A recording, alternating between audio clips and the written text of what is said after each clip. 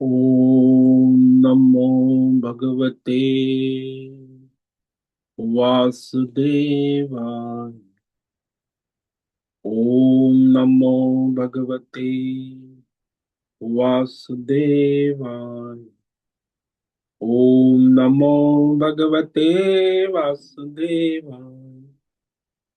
ओम नमो भगवते वासुदेवाय।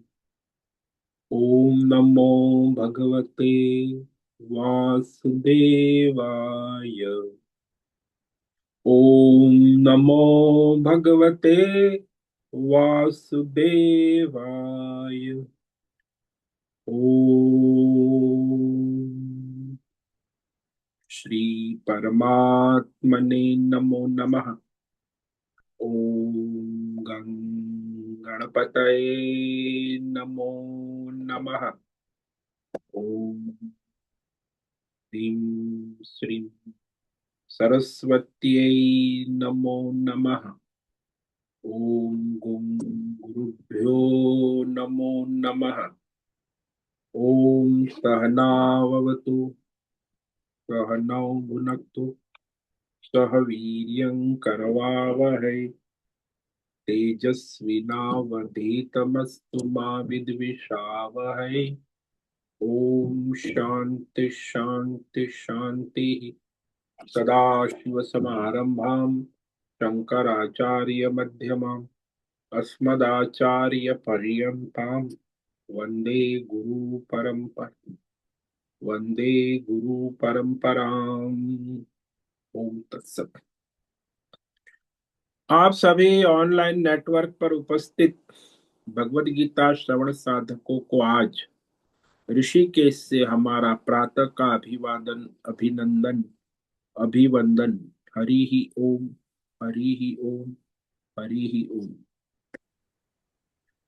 हम सबको आज का यह दिव्य दिन और जीवन तन मन धन जन देश काल विषय वस्तु परिस्थिति अवस्थाएं व्यष्टि समष्टि आध्यात्मिक भौतिक दैविक क्षेत्र सभी को अपने अपने वर्तमान जन्म और पूर्व जन्मों में किए गए संचित कर्मों, पाप पुण्य धर्म अधर्म मिश्र सकाम निष्काम सात्विक राजसी तामसी अनेक प्रकार के कर्मों के पके हुए फलस्वरूप वर्तमान में आज सभी को अपने अपने प्रारब्ध अनुसार ईश्वरीय प्रारब्ध अनुसार अचिंत्य योग माया के माध्यम से प्रसाद स्वरूप में वर्तमान देश काल विषय तन मन धन जन आदि प्रसाद रूप में प्राप्त हुआ है। अतः आज का यह जीवन परमार्थ हेतु निष्काम सेवा यज्ञ देव यज्ञ ऋषि यज्ञ पितृ यज्ञ मानवता यज्ञ भूत प्राणी यज्ञ सात्विक दान शारीरिक वाचिक मानसिक तप निष्काम कर्म योग ध्यान योग भक्ति योग ज्ञान योग साधना स्वाध्याय वेद शास्त्रों का अध्ययन अध्यापन उपासना आराधना के लिए समर्पित करे और करवावे। अत्यंत दुर्लभ मनुष्य जीवन को परमार्थ हेतु सार्थक करे और करवावे। आज विक्रम संवत 2082 माघ मास कृष्ण पक्ष, उत्तर में माघ मास है, पश्चिम में गुजरात महाराष्ट्र वहां पौष कृष्ण का और शिशिर ऋतु चल रही है। प्रथमा तिथि दोपहर 12:29 तक है। उसके बाद द्वितीया तिथि लग जाती। दिन में दो तिथि साथ में होती है और आज पुनर्वसु नक्षत्र है जो दोपहर 3:10 तक है। उसके बाद पुष्य नक्षत्र लग जाता है। आज रविवार है, सूर्य देव की आराधना उपासना का दिव्य दिन है। और शिशिर ऋतु चल, यहाँ ऋषिकेश का रात्रि का न्यूनतम तापमान 12 बजे से सुबह 4 बजे तक का 2 डिग्री रहा है। और अभी 60 डिग्री तापमान है कमरे के बाहर। कमरे में 20 डिग्री तापमान है, हीटर है ना, इसीलिए कमरे का तापमान 20 डिग्री। और दिन का अधिकतम तापमान भी 21 डिग्री रहता है दोपहर 12 बजे। वायु की गति 5-10 किलोमीटर प्रति घंटा चल रही है। ईस्वी सन 2026, 4 जनवरी, 4 जनवरी 2026 सुबह के 6:50 हो रहे हैं। कलयुग का प्रथम चरण 5126वां वर्ष, 7वां वैवस्वत मनवंतर श्वेत वराह कल्प, ब्रह्मा जी का 26वां दिन और 51वां वर्ष चल रहा है। तो ऐसे अनंत कोटि ब्रह्मांडीय परमेश्वरीय अचिंत्य योग माया में हमारा यह एक ब्रह्मांड, इस ब्रह्मांड में, ये पृथ्वी लोक में, समुद्र के ऊपर जम्बू द्वीप में विश्व का एकमात्र वैदिक राष्ट्र जो सबका हित सबका भला अनादि काल से करता आया है। बाकी सारे लुटेरे, दुनिया में कोई ऐसा राष्ट्र नहीं है जो सबका हित भला कल्याण चाहता हो, करता हो। तो इस तरह यह भारत सबसे श्रेष्ठ और पवित्र भूमि, उसमें यह उत्तर हिमालय प्रांत, वो भी पवित्र दिव्य उत्तराखंड राज्य टिहरी जिले में, यहाँ ऊपर बर्फबारी चल रही है लगातार। उत्तराखंड हिमालय ऊपर, और यह टिहरी जिला है हिमालयन शिवालिक पर्वतमाला के अंतर्गत मणिकुट पर्वत के ऊपर नीलकंठ महादेव के सामने। ऋषिकेश नगरी में मुनि की रेती प्रांत में शीशम जाट अवधूतवाड़ा आश्रम के सी ब्लॉक के पहले माले से 4 नंबर कमरे से गंगा किनारे से हम स्वामी उत्तमानंद सरस्वती भगवद गीता के आचार्य शिष्य स्वामी चिन्मयानंद सरस्वती महाराज चिन्मय मिश्र, कैवल्याद्वैत वेद व्यास भगवतपाद शंकराचार्य की श्रृंगेरी संन्यास परंपरा से शिक्षित दीक्षित सनातन वैदिक भारतीय हिंदू धर्म अनुसार संपूर्ण भगवद गीता ज्ञान यज्ञ ऑनलाइन चैतन्यमय जीवंत लाइव प्रसारण जूम एवं यूट्यूब के अंतर्गत व्याख्यान माला में अध्याय 14 गुणत्रय विभाग योग के श्लोक नंबर 11 से 20 पर संस्कृत एवं हिंदी में व्याख्यान करेंगे। दिव्य पवित्र सरल व्यावहारिक सटीक पूर्ण वर्ण अक्षर पद वाक्य पंक्ति श्लोक अध्यायों की संगति संधि अन्वय शब्दार्थ वाक्यार्थ भावार्थ रहस्यार्थ तत्वार्थ के यथार्थ तात्पर्य सहित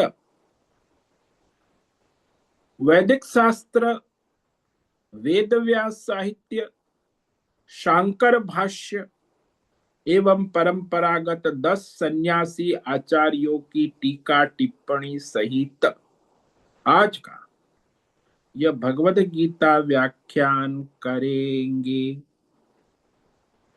कृपया आप सभी श्रद्धा भक्ति ध्यान से परिपूर्ण होकर के यह दिव्य श्रवण साधना करें।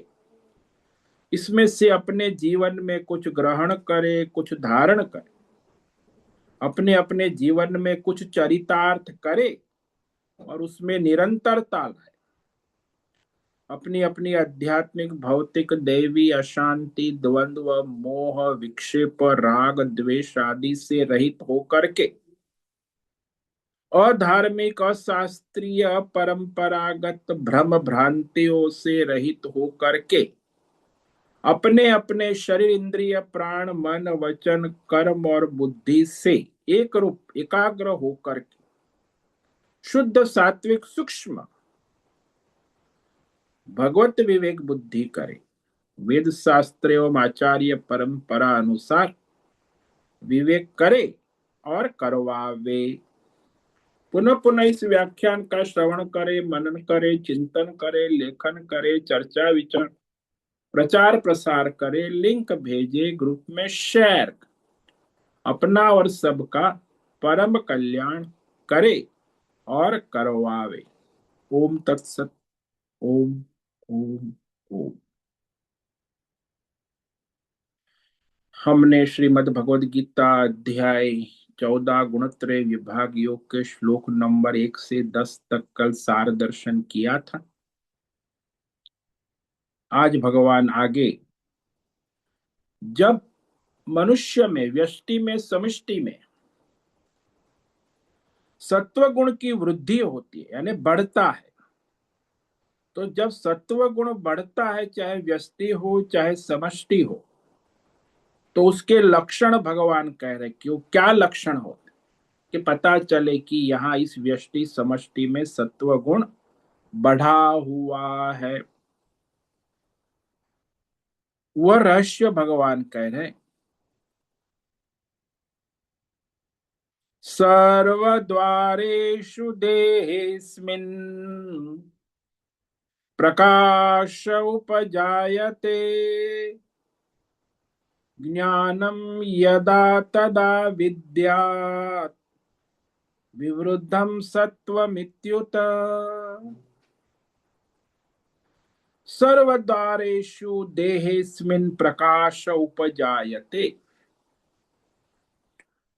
ज्ञानं यदा तदा विद्यात् विवृद्धं सत्वम इति उतः।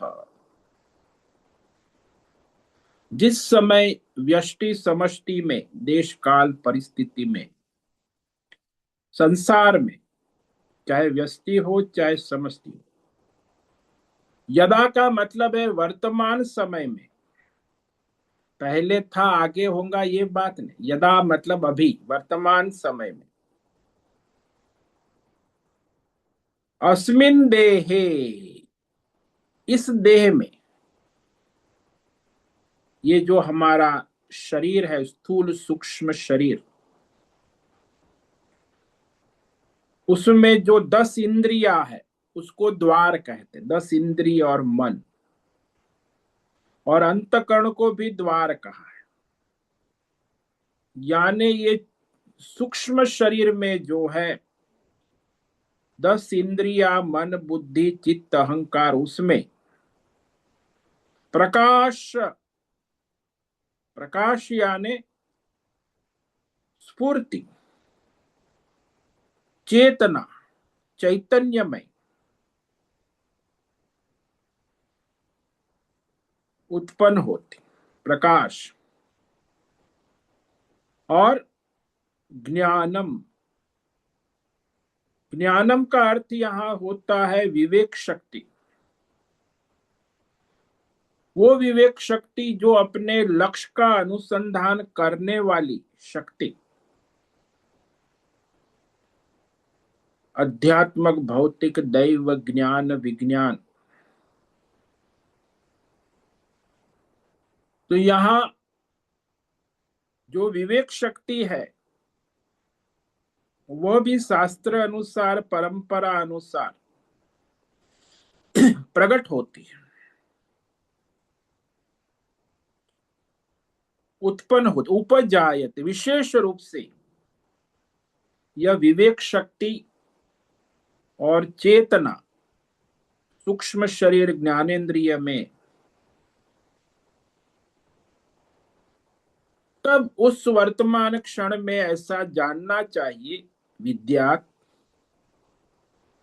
कि उस व्यष्टि समष्टि में उस समय वर्तमान क्षण में सत्वम विवृद्ध, सत्व गुण विशेष रूप से बढ़ा है। वृद्धि, वृद्धि यानी बढ़ा है।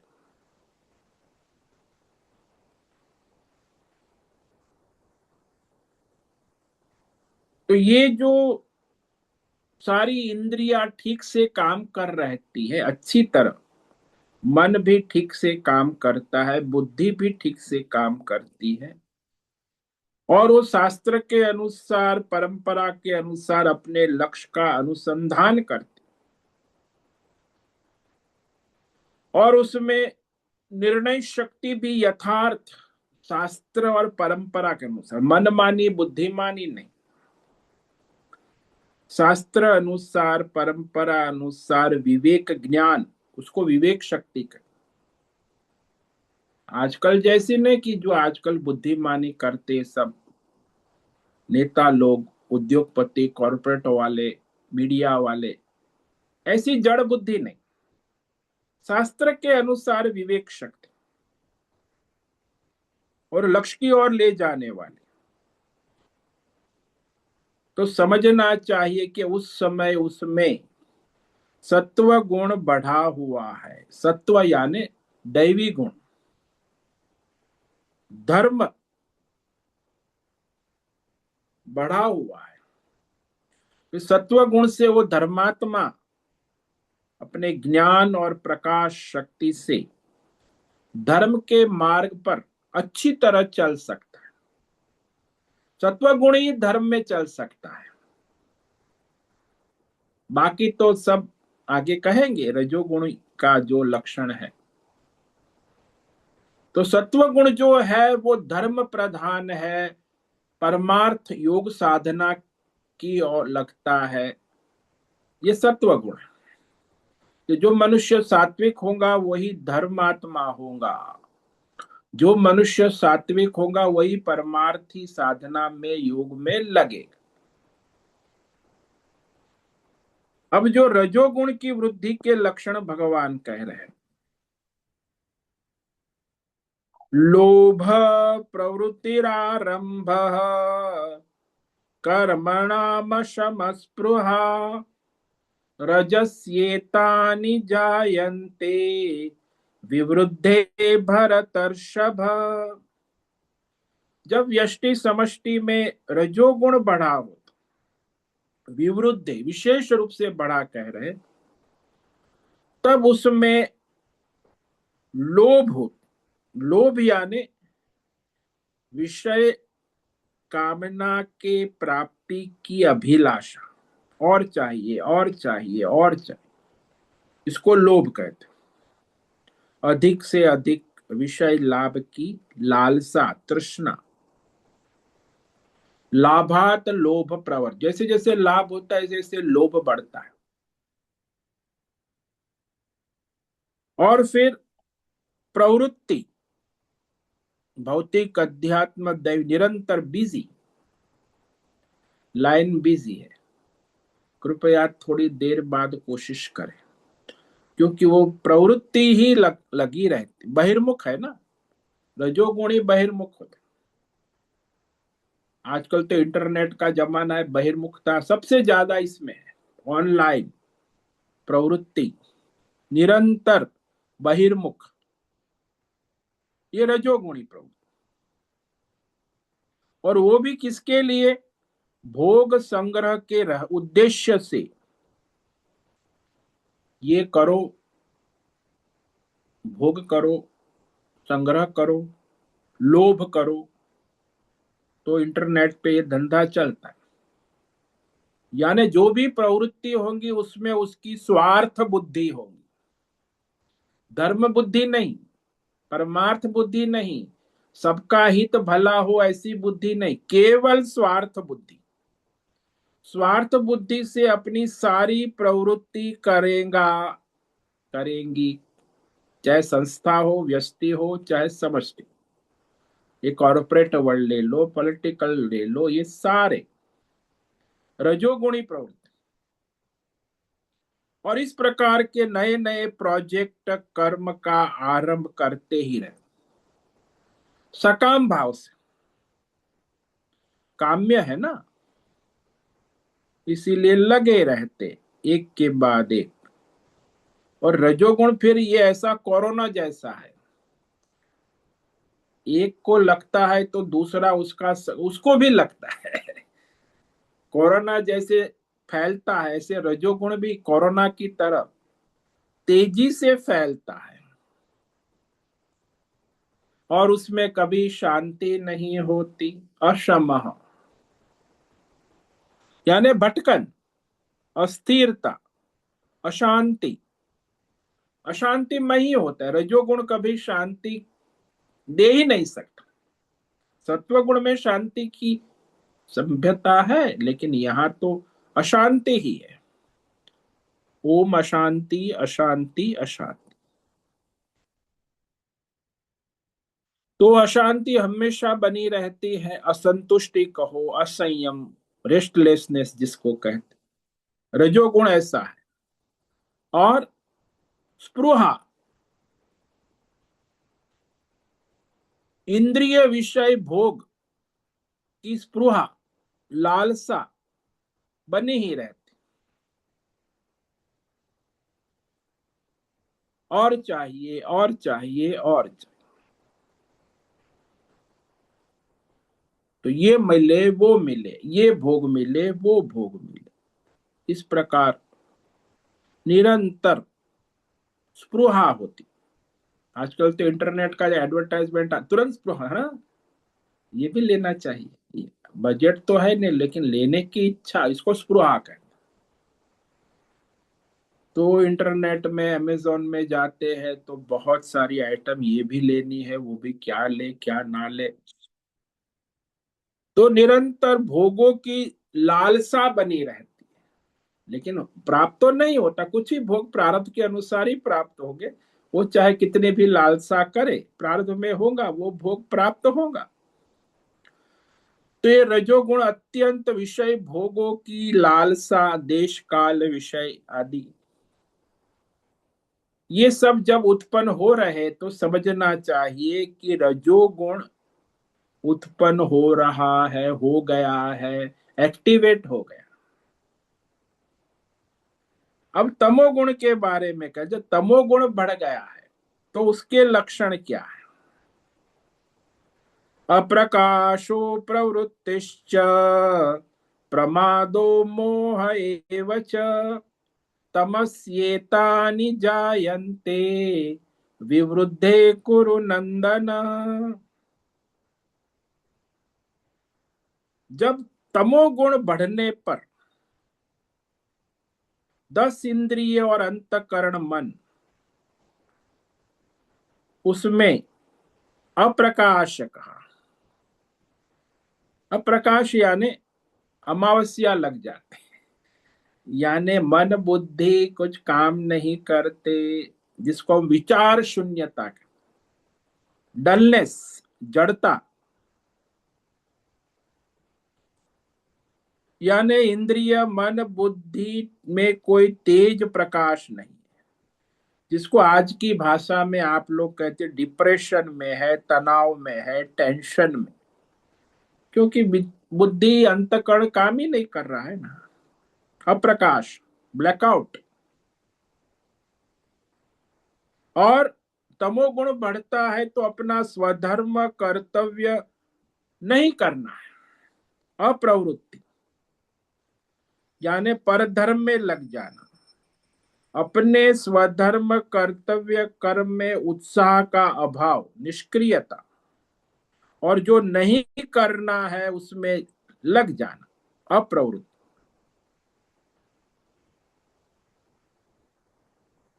प्रमाद, लापरवाही, जो करना है वर्तमान में अभी उसके प्रति लापरवाही। जैसे आजकल लोग कहते हैं ना, गेम खेलते हैं, आज तो ऑनलाइन गेम बहुत चलती, फिर ताश खेलते हैं, खेल कूद का वो सब व्यर्थ चेष्टा, इंद्रियों की, कर्मेंद्रियों की, प्रमाद। खासकर असावधानी होती है, लापरवाही अपने स्वधर्म के प्रति, उसी को प्रमाद कहते हैं।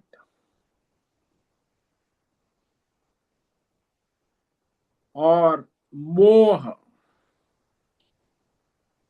जो सम्मोहित हो जाता, मूढ़ता जिसको कहते हैं। मोह का मतलब होता है यह जो है संसार में गलत विचारधारा, अपने विषय में दूसरे विषय में गलत विचार कर, जिसे हम कहते हैं नेगेटिव थिंकिंग, भ्रांति। ऐसे यह मोहिनी वृत्तियां, जिसमें निद्रा आलस सब आ जाता है। तो जो एटीट्यूड होता है अपने प्रति दूसरे प्रति, टोटली नकारात्मक होता और शास्त्रीय होता व्यवहार और धार्मिक व्यवहार। तो इस तरह वह मोह में पड़ जाता। मोह का मतलब मुझे क्या, मेरा किसी से कोई लेना देना नहीं, ये मोह है। तो इस प्रकार तमोगुण बढ़ने पर ये 5 लक्षण दिखते हैं। अप्रकाश, अप्रवृत्ति, प्रमाद, मोह एवं जायत। तो ये सारे लक्षण आप सब जगह व्यष्टि समष्टि में, आपके परिवार में, घर में, समाज में जब दिखे तो समझना कि यहाँ सत्व गुण बढ़ा है, रजोगुण बढ़ा है या तमोगुण बढ़ा। तीनों गुण साथ में नहीं बढ़ते, यदि एक बढ़ा है तो दूसरा घट जाता। इसीलिए पूरे जीवन के प्राधान्य देखा जाता है कि जीवन में उसका सारा जीवन सत्व प्रधान है, रजोगुण प्रधान है कि तमोगुण। एक दो दिन से पता नहीं चलता, पूरे साल में उसकी प्रवृत्ति का डेटा निकालो तो कितना सत्व गुण है, कितना, तो उस अनुसार कितना परसेंटेज है, उस अनुसार वो मनुष्य है। जिसके अंदर अधिक रजोगुण है तो रजोगुणी है, जिसके अंदर अधिक सत्व गुण है तो सत्व गुणी है, जिसके अंदर अधिक तमोगुण है तो तमोगुणी व्यक्ति है। व्यष्टि और समष्टि दोनों। अब भगवान कहते मृत्यु के समय यदि सत्व गुण बढ़े तो उसकी क्या गति होती। यदा सत्वे प्रवृद्धे तो प्रलयम याति देहभृत तदोत्तम विदान लोकान अमलान प्रतिपद्यते। जब ये जीवात्मा मनुष्य स्थूल शरीर का त्याग कर सूक्ष्म शरीर के साथ जाता है मृत्यु, उस समय यदि उसके सत्व गुण की वृद्धि में मृत्यु होती, सत्व गुण बढ़ा हुआ और उस समय उसकी मृत्यु होती, उत्तम विदाम अमलान लोकान प्रतिपद्य, यानी दिव्य धर्म कर्म करने वाले परिवार में, कुल में, देश में, पवित्र निर्मल स्थानों में जाता है। तो यह जो है सत्व गुण की वृद्धि में जिसकी मृत्यु होती है उसी सदगति निश्चित। और जब रजोगुण की वृद्धि या तमोगुण की वृद्धि के समय मरने वाले की गति क्या होती, ये कहते हैं रजसी प्रलयम गत्वा कर्म संगी सुजायते तथा प्रलीन तमसी मूढ़योनिषु जायते। जब उस जीवात्मा के मृत्यु के समय रजोगुण बढ़ता है, यानी रजोगुण बढ़ने पर मृत्यु प्राप्त होती है गत्वा, तो वह कर्म में आसक्त मनुष्यों के लोक में जाता है। कर्मासंगीषु, जहां सुबह से शाम कर्मासक्ति, फलासक्ति, कर्तृत्व आसक्ति, भोक्तृत्व आसक्ति, तो इंद्रिय विषय भोग निरंतर लगा रहता।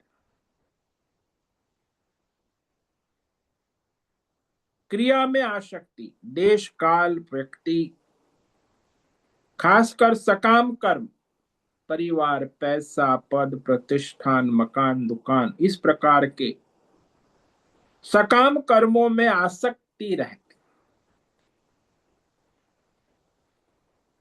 तो वही जाता है उसी सकाम कर्म करने वाले परिवार में, लोक में, समाज में, वही जाके फिर सकाम कर्म करने लगता। और यदि तमोगुण बढ़ने पर उसकी मृत्यु हो गई है, मूढ़ योनिषु जायते, मूढ़ यानी चूहा, बिल्ली, कीट पतंग आदि 84 लाख योनियों में, मतलब वो तमोगुणी मनुष्य मनुष्य लोक में जन्म नहीं लेता, दूसरी योनियों में जाता है। इस प्रकार उसकी मनुष्य योनि बदल जाती, कीट, पशु, पक्षी, वृक्ष आदि तमोगुण के कारण उसकी गति होती। अब ये सात्विक, राजस, तामस कर्मों का फल बताते हैं भगवान। कर्मण सुकृतस्याहुः सात्विकम निर्मलम फलम, रजसस्तु फलम दुःखम, अज्ञानम तमस फलम। जो श्रेष्ठ सात्विक कर्म का जो फल है वो है सुख और ज्ञान, दैवी गुण, धर्म, निर्मल फल कहा। रजस फलम दुख, रजोगुण का फल है दुख, पाप, धर्म अधर्म, खिचड़ी पकाना, ये रजोगुण का। तमोगुण का फल है अज्ञान, आलस, निद्रा, प्रमाद, जिसको हम अविवेक कहते, बुद्धि काम नहीं करती। तामसी मनुष्य की बुद्धि काम नहीं करती, उसमें वापस वो शराब पी लेता है तो और भी बुद्धि जड़ हो जाए। एक तो है तामसी, दिहाड़ी मजदूर करे और फिर शराब एक पौवा पी लेता है तो और भी उसकी बुद्धि जड़, कि शराब सीधा बुद्धि पर असर करता है। तो ये तामस कर्म का फल अज्ञान है। तो इस प्रकार ये तीनों कर्मों के फल भगवान ने बता दी।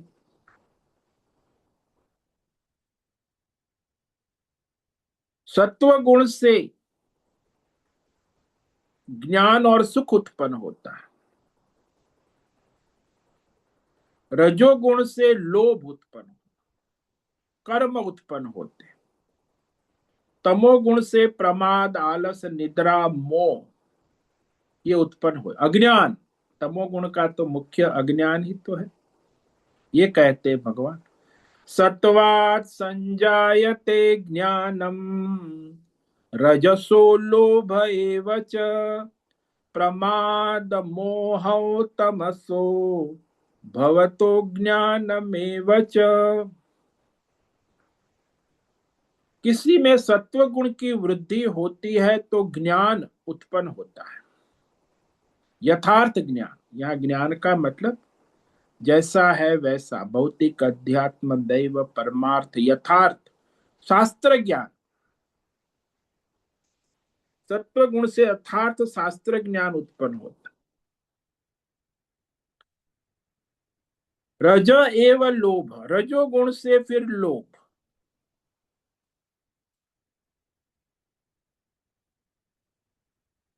लोभ में और विषय तृष्णा, और चाहिए और चाहिए, जिसको हम लालच कहते हैं। पूरा कॉर्पोरेट वर्ल्ड लालची है और उस लालच का ही धंधा करता है। यानी जो लोग हैं समाज के वो भी लालची है और वो भी कॉर्पोरेट वर्ल्ड इसलिए बड़ा धंधा चलता है दोनों का, बाजार का और ग्राहक का। लोभ। तमसः, तमोगुण जो है प्रमाद और मोह से उत्पन्न होता, यानी जिसे हम कहते हैं लापरवाही, असावधानी।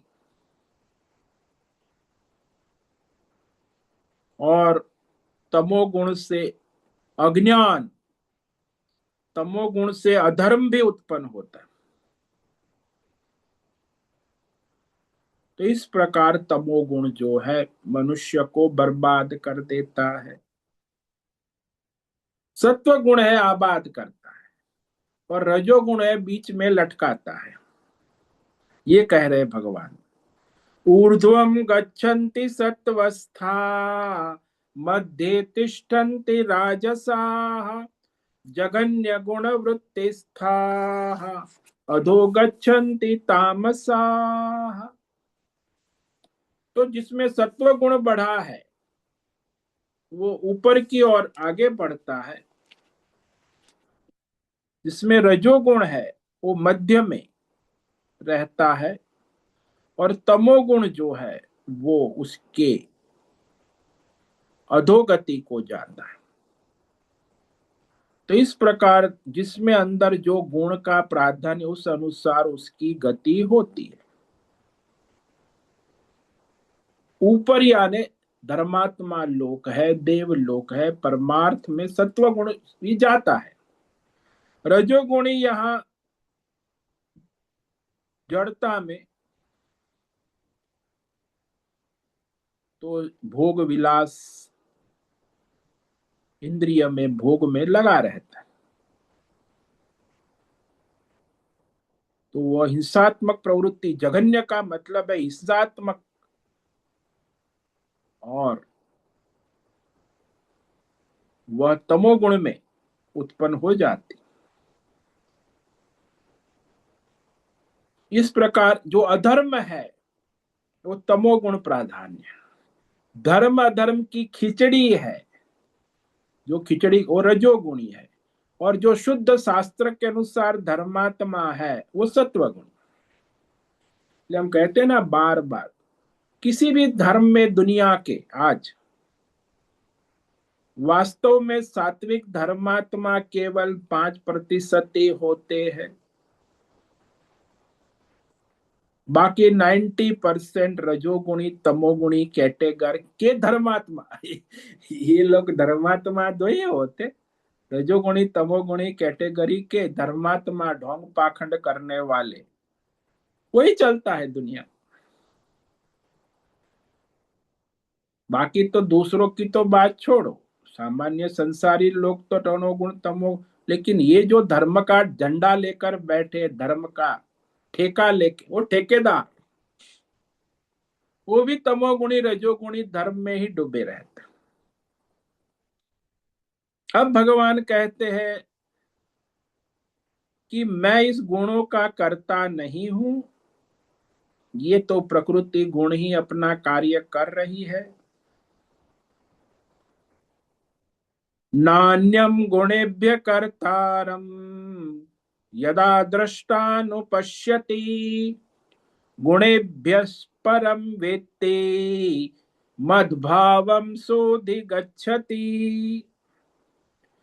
वर्तमान में जिस समय दृष्टा, यानी जो साक्षी दृष्टा है इस प्रकृति का, व्यष्टि समष्टि का साक्षी दृष्टा, तीन गुण के अतिरिक्त किसी को भी कर्ता भोक्ता नहीं जानता, नहीं देखता। कर्तारम न अनुपश्यति, कि जो भी कर्ता भोक्ता है ये तीन गुण प्रकृति माया ही करती है और भोगती है। और तीन गुणों से अत्यंत परम, परम कहा साक्षी चैतन्य परमात्मा को जो जानता है, परम वेत्ती, और जो उस परमात्मा में स्थित हो जाता है जानकर, वह इस परमात्मा स्वरूप में स्थित होकर तीन गुणों को पार कर जाता, वो गुणातीत हो जाता। तो इस प्रकार आज हमने जो है ये श्लोकों पर विचार किया है। ये 20वां श्लोक है, वो भी गुणातीत अवस्था का है।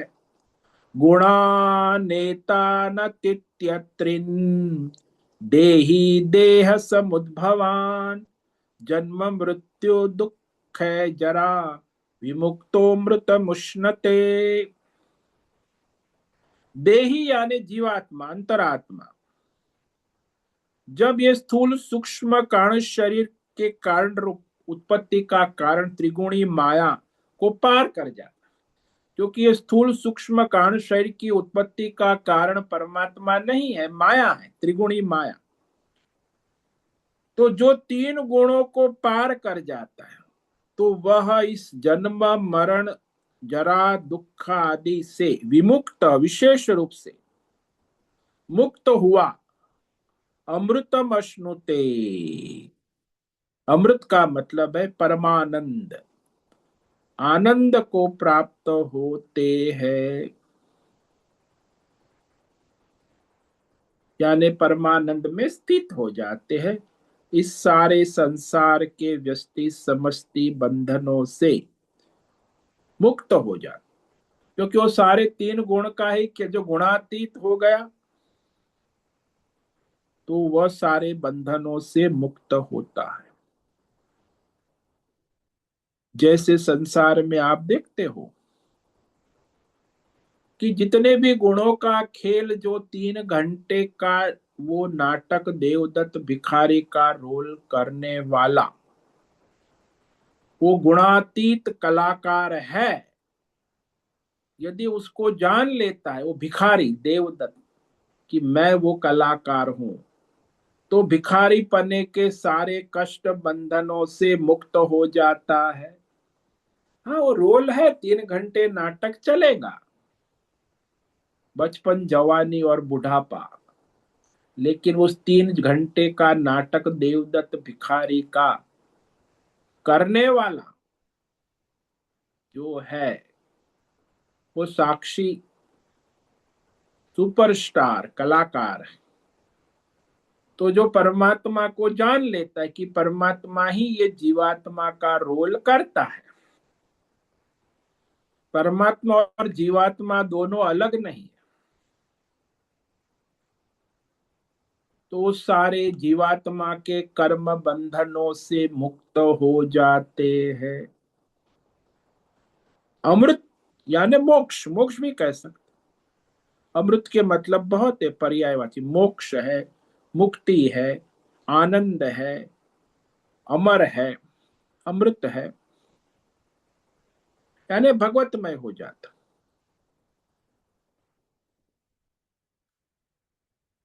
तो इस तरह आज हमने, अब आगे जो है 21 से गुणातीत के विषय में अर्जुन 3 प्रश्न पूछेंगे और उसका उत्तर भगवान देंगे। इस पर हम कल विवेक विचार करेंगे कि 3 गुण से अतीत जो है उसके लक्षण, उसका परिचय क्या है। दूसरा प्रश्न, वो व्यवहार आचरण किस प्रकार का करता है और वह गुणातीत किस तरह होता है। तीनों प्रश्न के उत्तर भगवान देंगे, उस पर विचार करेंगे। तो आज रविवार है, इसीलिए रविवार का प्रश्नोत्तरी सत्संग भी होगा। तो अभी जो भी साधक है उन्हें प्रश्नोत्तरी है वो प्रश्नोत्तरी कर सकते हैं।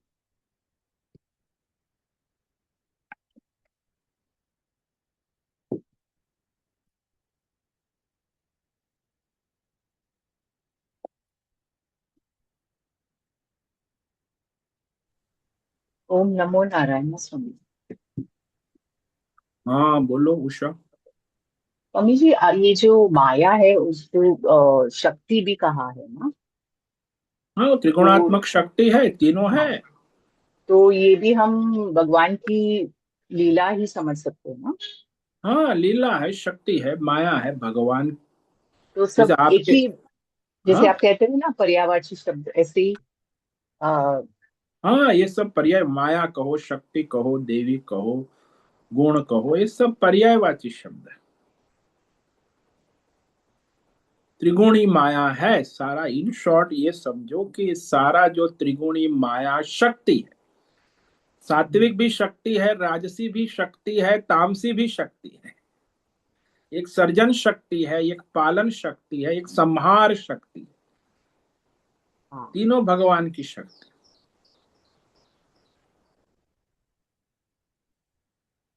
तो हाँ, रजोगुण तो है वो भगवान। सर्जन। हाँ हाँ, हाँ, नहीं, सही सही है, या डाउट। रजोगुण है वो सर्जन शक्ति है, सत्व गुण है वो पालन शक्ति है, और तमोगुण है वो संहार शक्ति। यानी ब्रह्मा विष्णु महेश। हाँ, ब्रह्मा विष्णु महेश।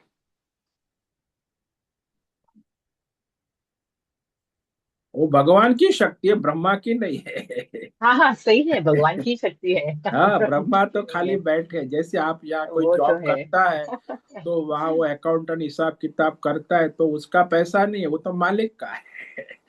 वो खाली अकाउंटेंट है। ये ब्रह्मा विष्णु महेश खाली अकाउंटेंट है उसका तो। सही है, भगवान ने ही उनको क्रिएट किया है ना। हाँ, उनको लगाया है धंधे पे, नौकरी पे। हाँ, रिप्रेजेंटेटिव जैसा है ना। हाँ, रिप्रेजेंटेटिव। शक्ति भगवान की होती, ये सारी शक्तियां भगवान की शक्ति के माध्यम से अपना अपना कार्य करती है।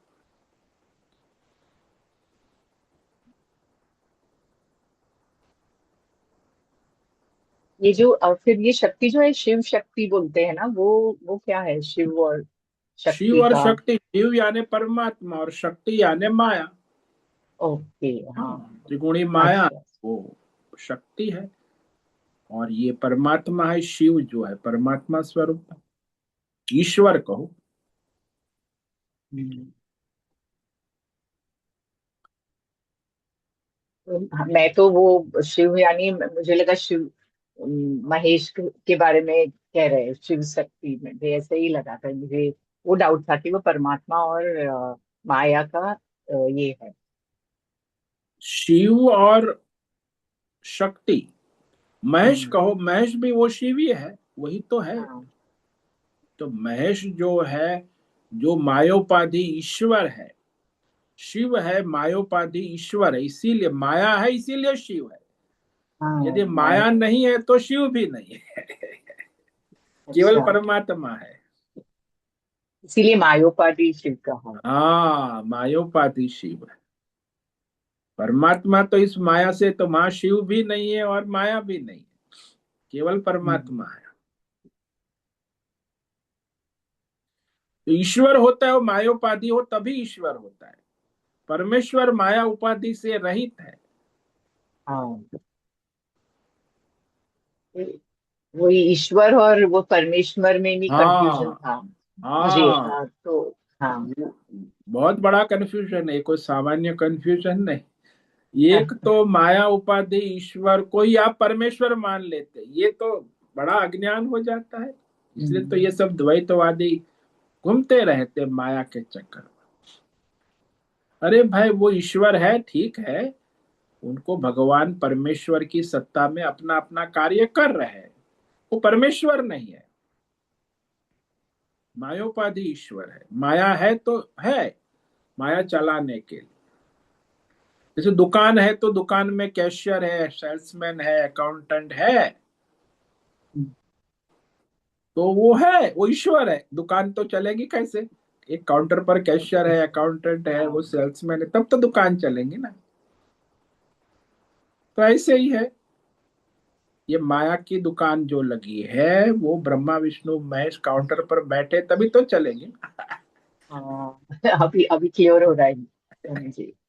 हाँ वही डाउट था, ये ईश्वर और परमेश्वर का क्या हाँ, डिफरेंस क्या वो है? मालिक कभी काउंटर पे नहीं बैठता है, कैशियर है अकाउंटेंट में, वो हाँ। सेल्समैन दुकान में भी बेचने वो तो अपनी ऑफिस में अंदर बैठता है कोने में, साक्षी। हम्म।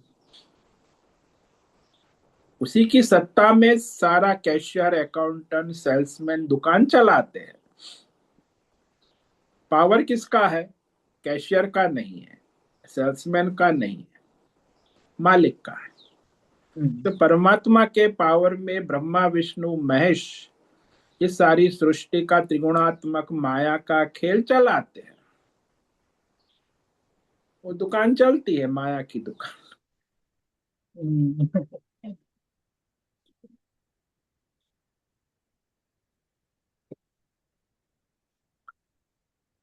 ये समझ में आया, समझ बहुत बहुत हम्म। धन्यवाद। ओम नमो नारायण। ओम नमो नारायण। ओम नमो नारायण स्वामी जी। हाँ जीवी कुमार बोलिए। अहंकार एक बड़ा हानिकारक क्वालिटी है। किस किस रूप में ये अहंकार हमारे अंदर प्रकट करता है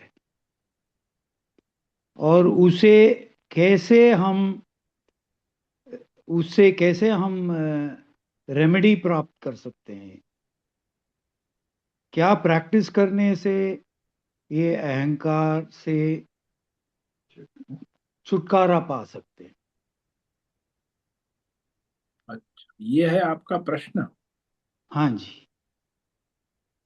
देखो, अहंकार जो है ना, भौतिक, अध्यात्म और दैवी, तीन स्तर का है। भौतिक अहंकार ये है कि आप जो कहते हो, ये मेरी पत्नी है, मेरा घर है, मोटर गाड़ी बंगला है, बैंक में एफडी है, गहने हैं, ये सब वो भौतिक अहंकार है। दूसरा अहंकार है वो आध्यात्मिक, जो आप कहते हो मैं ये शरीर हूं, देवदत्त हूं, मेरी ज्ञानेंद्रिय, कर्मेंद्रिय, मेरा मन, मेरी बुद्धि। तो ये 24 तत्व का जो क्षेत्र है, उसके साथ मैं हूं जोड़ दिया है, वो क्षेत्र का अहंकार, आध्यात्मिक अहंकार। फिर आप जो देवी देवता और ईश्वर से जुड़े हैं, वो अधिदैव अहंकार है, दैवी अहंकार। अब आप कहो कि ये तीनों अहंकार से कैसे निकले? तो भौतिक अहंकार जो है, ये सब मेरा मेरा मेरा है, परिवार। तो वहां परमेश्वर को लाए, ये बस परमेश्वर का है, बस मुझे प्रारब्ध से मिला है, हम ट्रस्टी है, मालिक नहीं। यदि मालिक बने तो अहंकार है, भगवान के सेवक बने तो अहंकार नहीं। परिवार, पैसा, वो सब भगवान का है, मैं सेवक हूं भगवान का, तो अहंकार नहीं रहेगा। मालिक बनोगे तो अहंकार रहेगा। फिर शरीर है, आपको 24 तत्व मिला है, 5 ज्ञान, उसके मालिक भी भगवान है, मैं उसका केयर टेकर हूं। केयर टेकर, खाना पीना टाइम से मेंटेन करना, तो ये सब है, तो उसका मैं सेवक हूं, ध्यान रखता हूं। भगवान का है, शरीर मेरा नहीं, इंद्रिया मन बुद्धि भगवान की है, उनका प्रसाद है, मैं उसकी सेवा कर रहा हूं। तो ये आध्यात्मिक अहंकार छूटेगा। और ये जो देवी देवता और ईश्वर ब्रह्मा विष्णु महेश के अहंकार में जो है, तो वह अहंकार कि वो तो केवल सेवक है, परमात्मा ही सबके मालिक है। तो वहां आपका परमार्थ से जुड़ने से तीनों प्रकार के अहंकार का लय हो जाता है। जब तक परमात्मा से नहीं जुड़ेंगे, तो तीनों प्रकार के अहंकार में आप घूमते रहेंगे और वो आपको कष्ट और परेशान देते रहेंगे।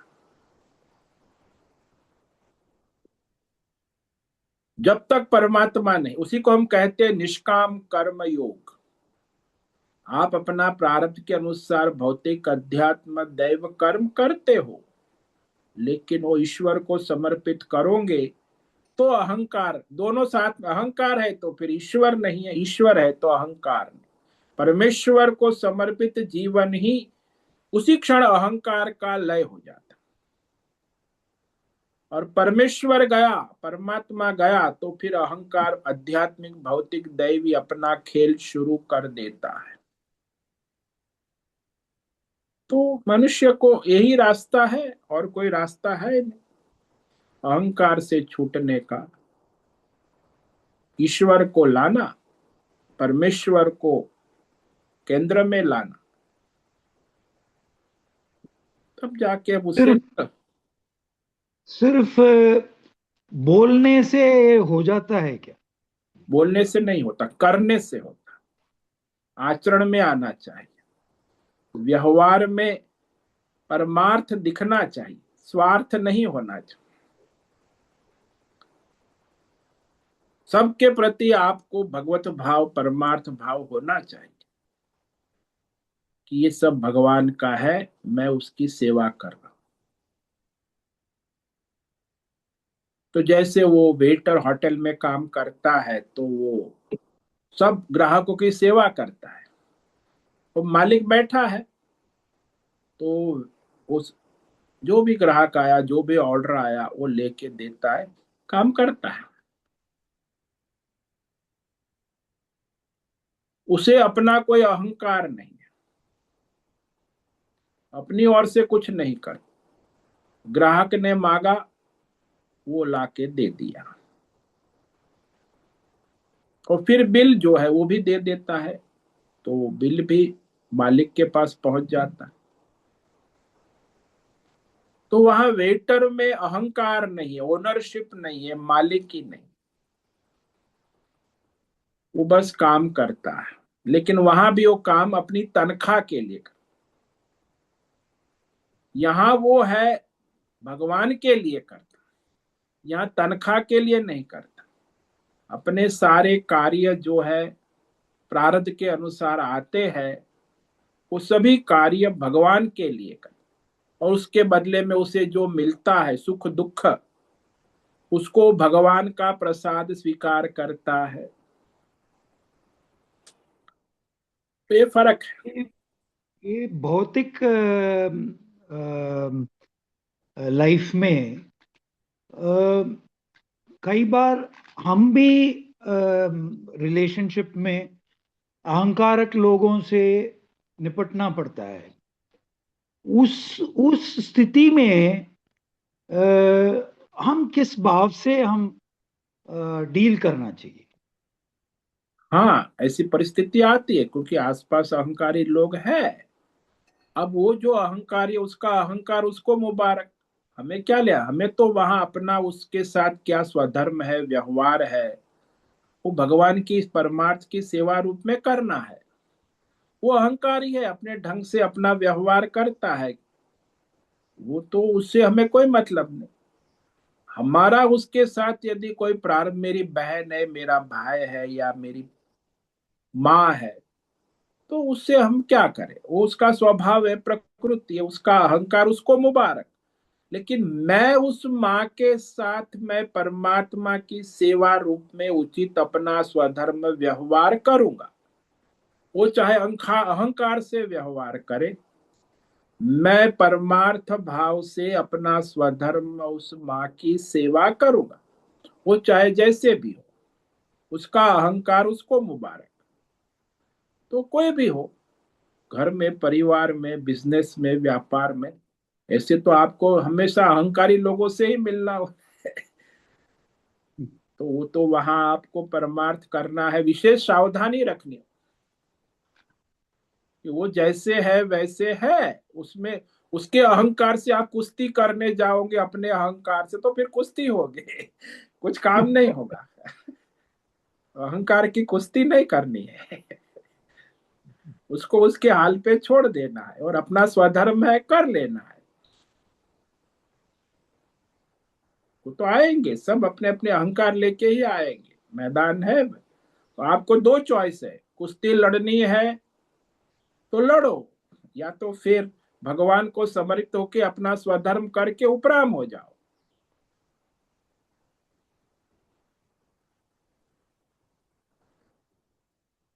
बहुत अच्छा समझाया है। ओम नमो नारायण। ओम नमो नारायण।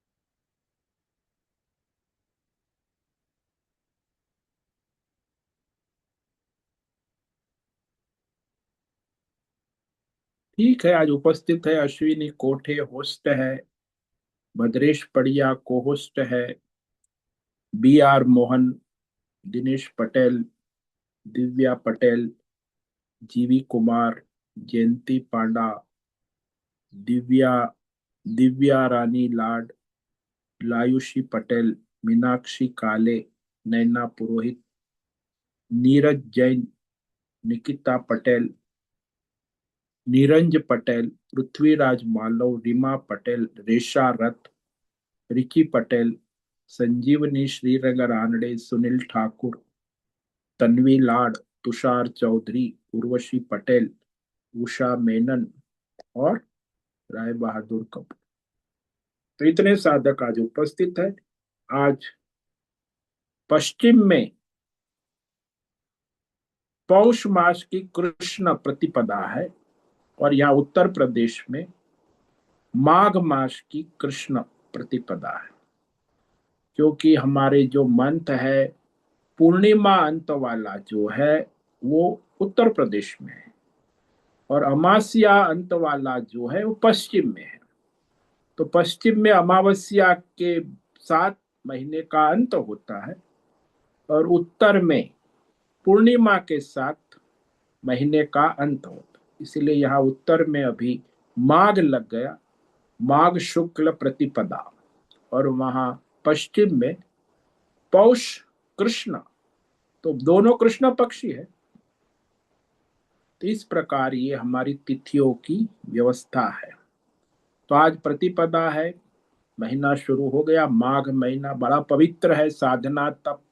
वहां इलाहाबाद में लाखों लोग इकट्ठा हो चुके हैं, त्रिवेणी स्नान और तपस्या, पूरा महीना तपस्या, कल्पवास करते वहां। वह पूरा महीना प्रयाग गंगा तट पर टेंट में रहकर साधना तप करते हैं। तो ये पूरा महीना साधना और तप का है। तो जितना हो सके अपना साधन करे, परमार्थ करे, तप करे, धर्म करे, परमार्थ में लगे और इस तरह पूरा परमार्थ की ओर आगे बढ़े। सभी साधकों को आज का ओम नमो नारायणाय। ओम नमो नारायण स्वामी जी। ओम नमो नारायण।